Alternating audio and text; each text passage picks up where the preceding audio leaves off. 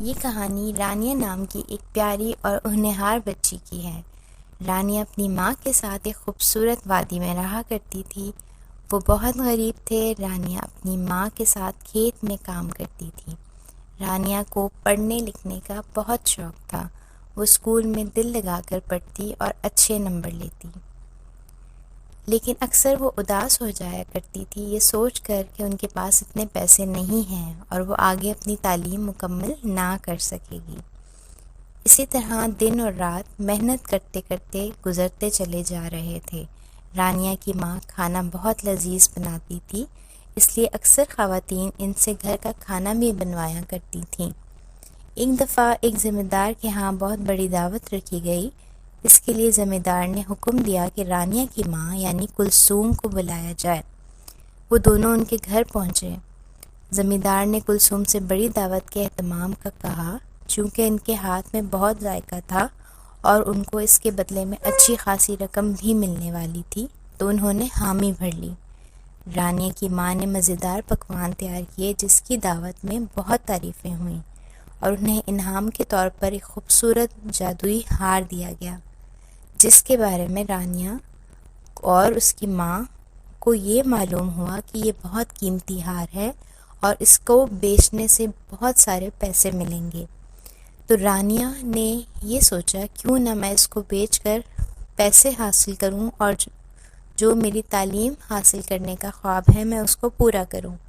تو اس نے ایسا ہی کیا اور پیسے جمع کر کے ایک بہت ہی اچھے کالج میں داخلہ لے لیا۔ رانیہ اب دل لگا کر اور محنت سے پڑھنے لگی، اور اسی طرح اس محنت سے پڑھتے پڑھتے اس نے بہت محنت کی، اور اس دوران اس کی کلاس میں ایک لڑکا تھا جس کا نام علی تھا، اس سے ملاقات ہوئی اور وہ بھی خوب محنت کرتا تھا۔ دونوں ایک دوسرے کو پسند کرنے لگے، لیکن رانیہ کے خواب کچھ اور تھے۔ وہ چاہتی تھی کہ وہ اپنی ماں کو نیا گھر بنا کر دے اور بہت ساری سہولیات دے جن سے وہ پوری زندگی ترستی رہی تھی۔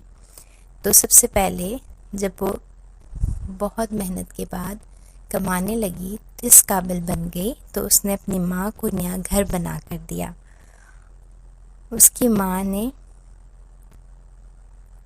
اس نے اپنی ماں کے لیے گھر بنوایا، اور اس کی خواہش تھی کہ وہ اپنے پیسوں سے اپنی ماں کو عمرہ کروائے۔ پھر دونوں ماں بیٹی عمرے پر چلے گئے۔